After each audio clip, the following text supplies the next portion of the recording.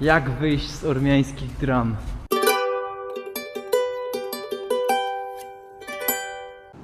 Ludzi jak mrówków. Wysiadamy na tym przystanku i będziemy wysiadać z Tbilisi. To jest kawał drogi do tej Armenii, 300 km. No i tu plecaki. A nie, tam... Nie ma miejsca. To co? Tu jest zakręt jakiś czy co? Dobra, czekaj.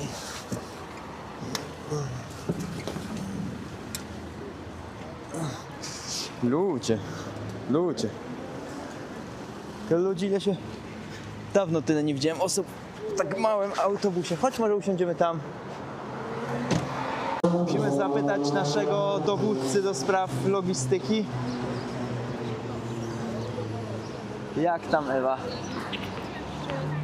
No, czym musimy jeszcze jechać? Jeszcze musimy dojechać jednym autobusem przez pół godziny do wylotówki, bo najpierw będziemy jechać na Marneuli, potem Czyli na... tam, gdzie byliśmy z tyłu tych ludzi. Tak. No to Bardzo powiedz, blisko.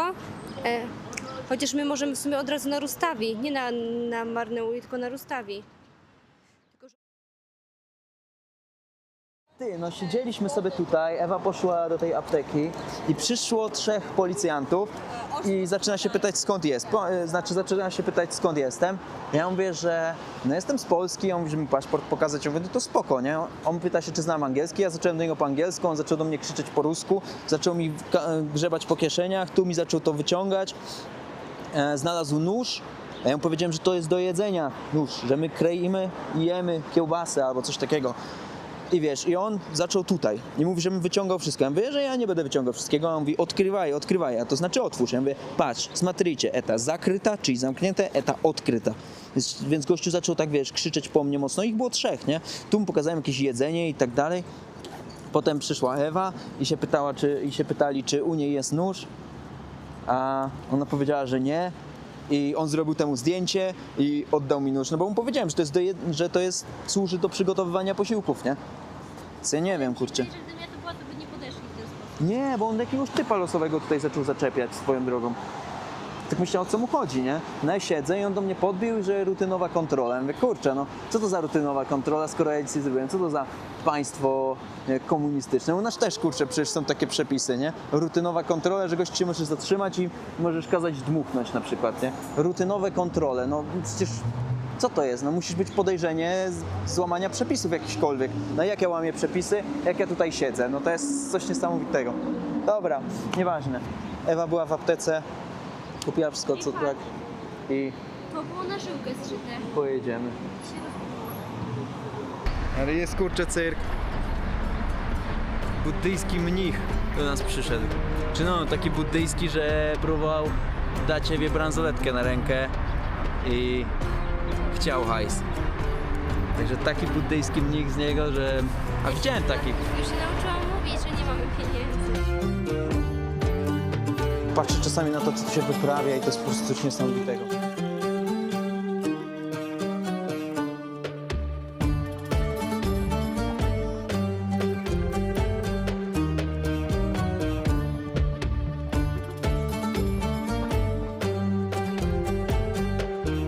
Śmieszna sprawa, bo mniej więcej kilka dni temu przejeżdżaliśmy tędy do znajomych Łukasza z poprzedniego wolontariatu. Jak ktoś nie widział tego odcinku, to tam zapraszam. Poznaliśmy Polaków w Gruzji. Jechaliśmy dokładnie tą drogą. No a teraz jedziemy dalej w stronę Armenii, 250 km do Erywaniu, gdzie będziemy mieli wolontariat 20 km od stolicy, czyli Erywań. No i czy tam dojedziemy, czy nie, to nie wiadomo. Zobaczymy. Ewa już tutaj przygotowuje, bo znaleźliśmy karton. Więc będziemy zapisywać Erywan już od razu? Albo jakąś Nie, no coś ty. mniejszą miejscowość. No tak, Marneuli, a potem podbijemy, przejdziemy przez granicę, no i będziemy łapać dalej.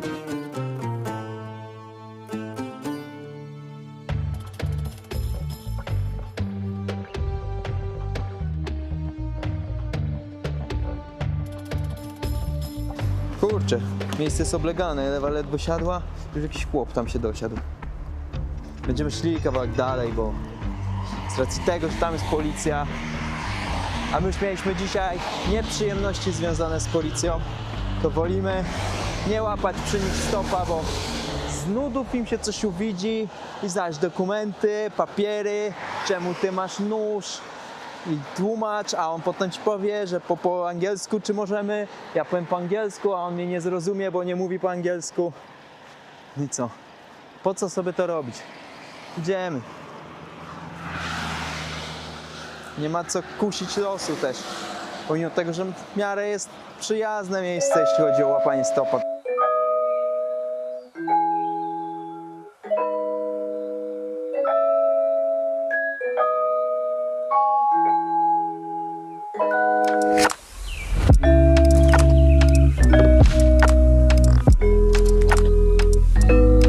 Dobra, już zapisujemy kolejną miejscowość.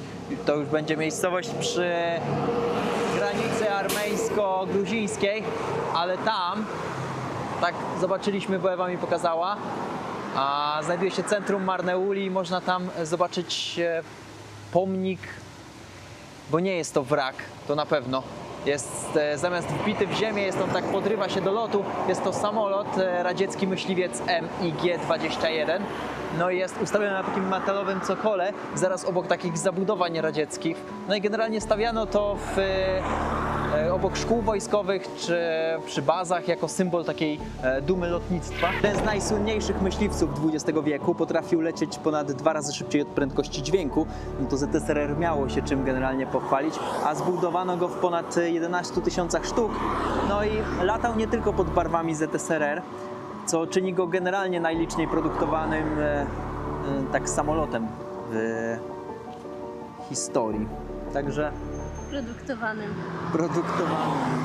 Ale wiecie co, że jak ja opowiadam ciekawostki, to ja faktycznie jakby czytam to, co wcześniej mam powiedzieć i chcę to powiedzieć tak, żeby to było w miarę zrozumiale, więc ja nie zważam na to, czy ja użyję jakiegoś słowa złego, w sensie sens i kontekst się ma zgadzać, że jest to MiG-21 na przykład, nie? To się ma zgadzać i że jest radziecki, i że w XX wieku był najsłynniejszy, no i że w 11 000 sztuk go produkowano. Tak to kurczę? No tutaj proszę bardzo. To też radzieckie. Więc sam kontekst jakby ma się zgadzać i żeby ludzie wiedzieli, o co chodzi, nie? No tak, odnośnie tego, jak powstają ciekawostki na tym kanale. No dobra, Ewa mówi, że jest gotowa, także zbieramy się. O, mi się nie chce. Tą drogą, zaraz do Armenii. No my w sumie jesteśmy praktycznie na granicy armeńskiej, tylko potrzebujemy po prostu... Dobra, Ewa łapie, bo nie będę się tu opierdzielał. Wyłączam.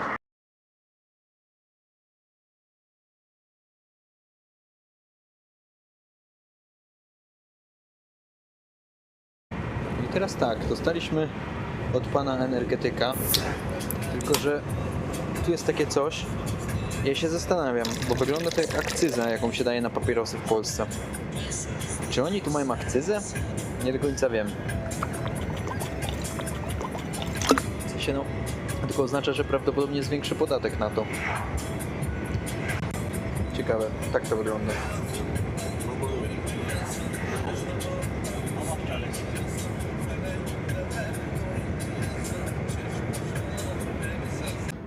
No bo się doedukowałem, a w zasadzie czytam teraz, że w Gruzji nawet napoje energetyczne są objęte akcyzą, tak jak alkohol czy papierosy, dlatego na puszce znajdziesz specjalną banderolę z hologramem i QR-kodem. Ten znak oznacza, że za ten produkt został zapłacony dodatkowy podatek, a państwo kontroluje jego legalną sprzedaż. A jaki jest tego powód? Energetyki uznano za towary ryzykowne dla zdrowia, więc akcyza ma jednocześnie ograniczać ich nadmierne spożycie i zasilać budżet. A u nas nie ma chyba takiej banderoli specjalnej. Tylko jest to od 18 lat chyba można energetyki kupować. Ciekawe w sumie. Pierwszy raz się z tym spotkałem, żeby była banderola taka. I to generalnie chyba oznacza to, że po prostu został uiszczony ten podatek. Tak samo jak się kiedyś można było gdzieś psim swędem dostać te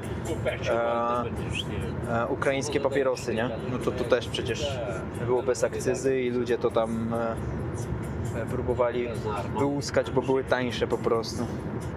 No ale raczej wątpię, żeby ktoś energetyki sprzedawał tak na lewo. Czyż może? Ciekawe jak wygląda. Czyż jest coś takiego? No ale to tylko czekać, aż przecież pojawią się tacy przemytnicy energetyków. Ludzie, którzy przyjeżdżają tak samo przecież jak z papierosami czy z alkoholem, że nielegalnie próbują to zrobić. Ale generalnie nie ma publicznie udokumentowanych przypadków przemytu lewych energetyków w Gruzji, o których będą nosiły wiarygodne media. A liczne komunikaty o konfiskatach wyrobów innych akcyzowych. A, to akurat wiadomo. No to właśnie się zastanawiam, nie? Czy będzie to samo z energetykami, skoro akcyza została tak nałożona, więc pewnie jest duży ten podatek. Брат, это мое село. A, Rakino. Кировка или Садополово. Ale kurczę, oni tu ciekawie mają. A potem już jest Pdykhawan. I chodzi mi o to, bo jak sobie tutaj popatrzymy,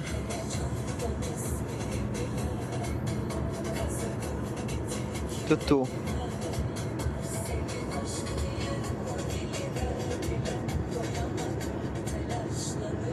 Tu przebiega granica i tu jest autostrada.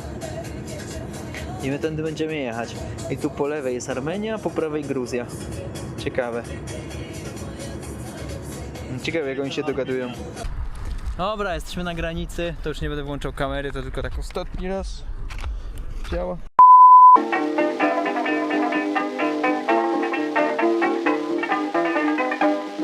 W sumie Ewa jest naszym mistrzem od logistyki. Panowie nas podwieźli, naprawdę zrobili nam przysługę. Dziwna sprawa z tymi energetykami. No ale Ale mi strasznie nie wychodzi niedobrze. No Ewa w ogóle nie próbuje energetyków. Ja czasami wypiję, no Ewa od dzieciństwa nie piła, więc teraz z grzeczności się napiła. Bo mi pokazuje, żeby tu przejść. Tylko, że Łukasz nam mówił, żeby przejść jednak tym przejść. Bo jest taka opcja, że albo idziemy tam górą, co jest dziwne, no bo tutaj jest przejście graniczne generalnie, ale tam to wygląda na dosyć proste, a nie chcemy zrobić fapa, żeby się potem tłumaczyć. Unikamy dzisiaj policji. Tym Saba coś tam. I ty chyba nam mówiłeś, że my mamy iść górą przez granicę, nie tam gdzie samochody. Będziesz to oglądał, to będziesz wiedział dokładnie o co nam chodziło. Tu są dwa przejścia, Ogarniemy, bo właśnie po prawej sprawdziliśmy, jak to... i po lewej. Tam przejechał samochód przed chwilą. I to będziemy wiedzieć. Więc chyba się po prostu zapytamy. Bo i tu przejeżdżają samochody i tam. Dobra, przejdziemy i nie ma co tu kombinować. 3 godziny nam zostały, żeby dojechać do Erywaniu. No to idziemy. A jutro i pojutrze powinniśmy mieć tam wolontariat. Zobaczymy jak nam to wszystko pójdzie. Mieliśmy trzymać. Ewa się rozgadała z racji tego, że zaraz będziemy mieli koniec internetu. A nie chcemy armeńskiego internetu na 6 dni, które tam będziemy, więc...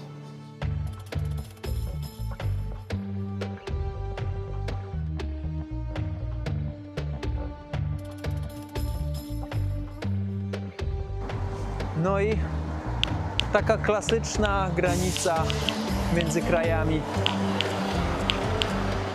bo oddziela te kraje rzeka. A jaka jest, to nie do końca wiem, ale no idzie się przez ten most, już nas wypuścili z Gruzji i teraz idziemy w stronę Armenii, żeby nam przybili pieczątkę. Ewa za mną. No i kurczę, ale już czuć, że są te góry inne, że to już nie jest tak jak w Gruzji, że są drzewa i tak dalej, tylko że już jest bardziej tak piaszczysto. Ciekawe to jest. I tak przepuścili nas normalnie, w ogóle dużo psów na tych granicach jest. Ewa jeszcze poszła do toalety, ja też zaraz pójdę. Ale no, standardowo trzepanie plecaka, czyli przejazd przez ten wykrywacz, zostawienie wszystkich rzeczy w kieszeni. No tak to normalnie, po rosyjsku wszyscy mówią, także spoko. Nie byli jakoś mega niemili. Mamy 3 godziny do przejścia dzisiaj, przejazdu. No takim jestem psem do przejazdu.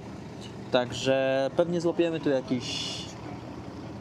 jakąś ciężarówkę albo coś takiego, tak mi się wydaje. No bo stąd wszyscy jadą do Erywaniu. Ja nie znam chyba innego większego miasta, które można by było tu zwiedzić. Ale może się mylę, no to są takie pierwsze spostrzeżenia. Nie będziemy mieli internetu, więc prawdopodobnie będzie trudność z komunikacją. No chyba, że w Erywaniu kupimy, jeżeli dzisiaj dojedziemy. Bo poznaliśmy gościa, który jedzie do Erywaniu. No i spoko. Tylko muszę mu maszynę. Spasibo. Na twój torze. Okej.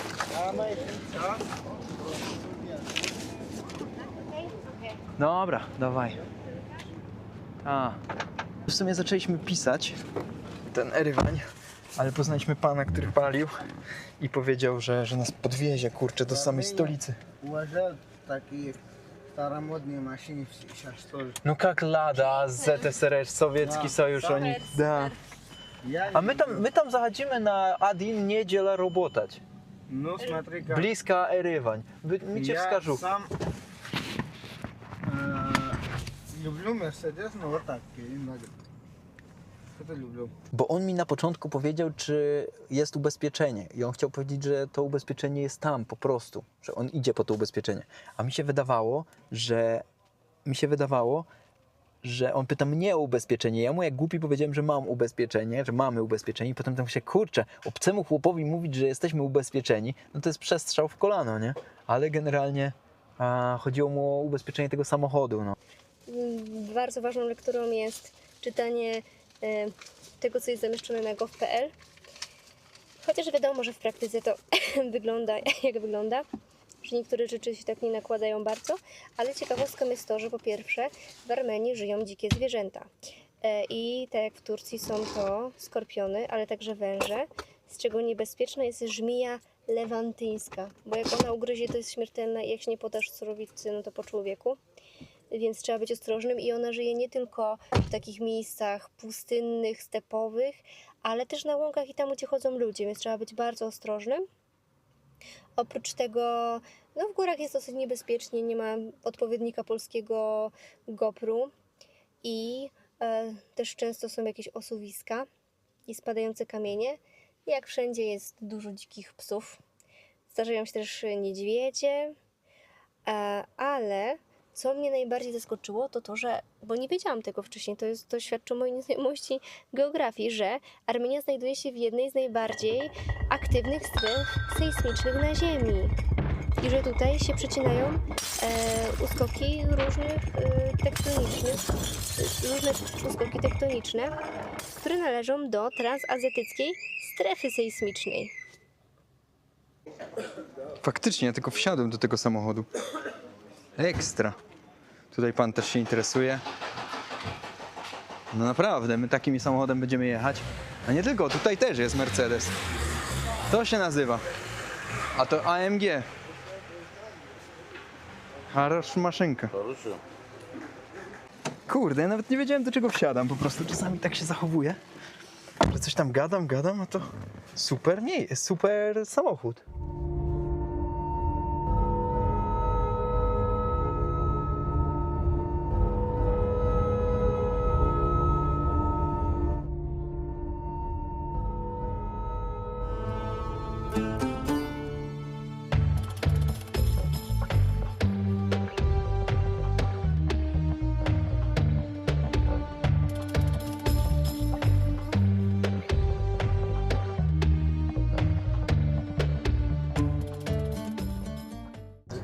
No i tak, jeden pan się z przodu zwinął.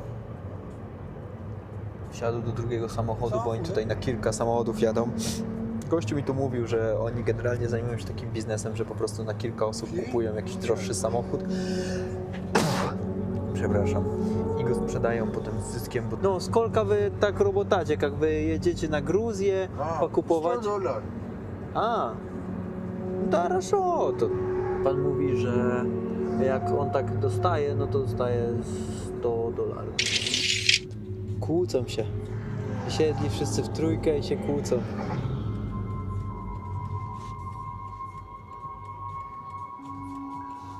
No mówię ci, że to jest to jest ormiańska drama dzisiaj.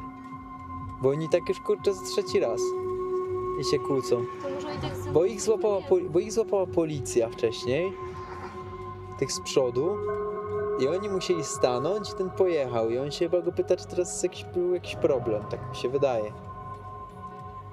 Tak zwana ormiańska drama. Wszystko się rozbiło o pieniądze.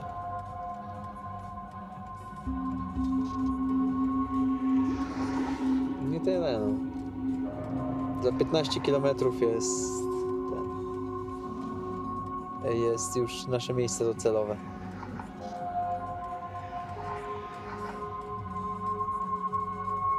No i nie wiadomo, o co chodzi.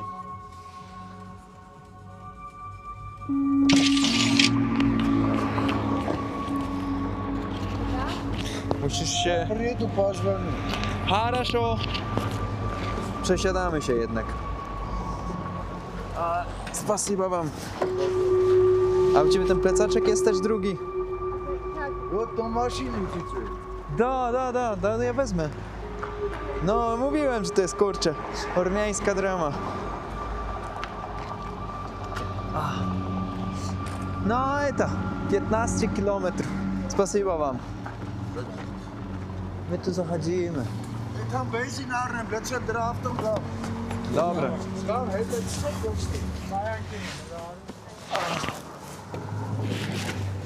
Spasiba.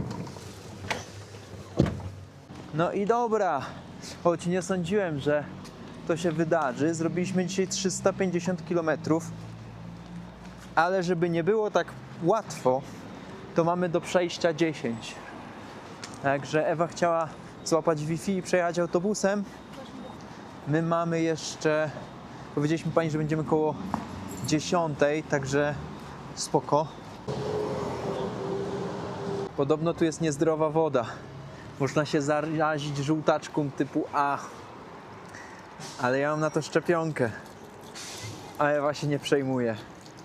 Ale to jest chyba taka specjalna woda do picia. No postawili to tu tak, więc chyba ufamy. Trzeba mieć zaufanie do czegokolwiek.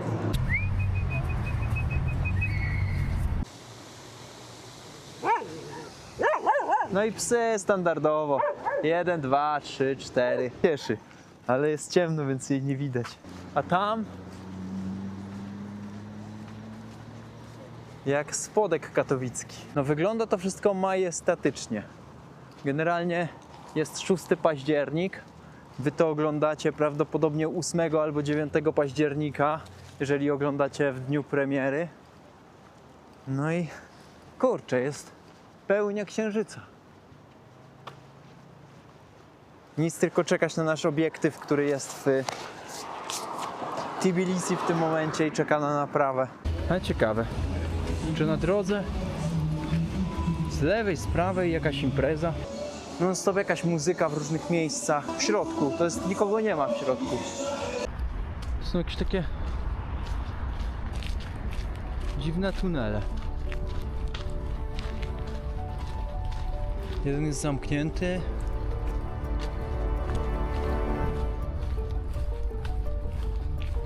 A przez ten idziemy my. To będzie na miniaturę tego filmu. Jak wyjść z ormiańskich dram? W tym momencie to jest góra. Kurczę, no to ma 200 metrów, no.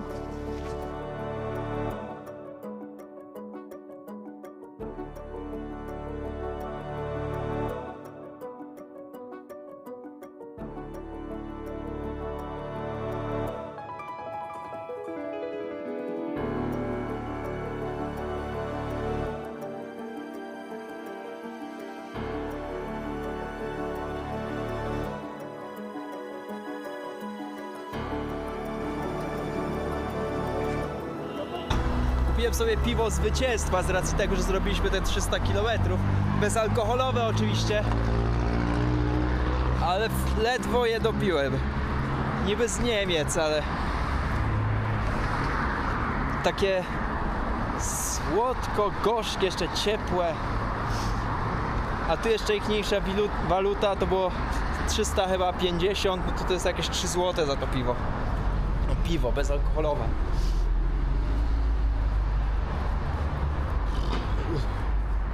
Ale już mamy blisko.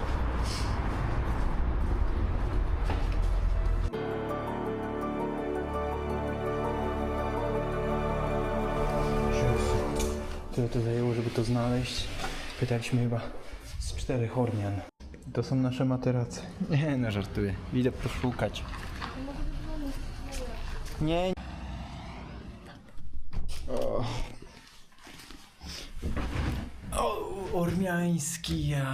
Ormiańska drama.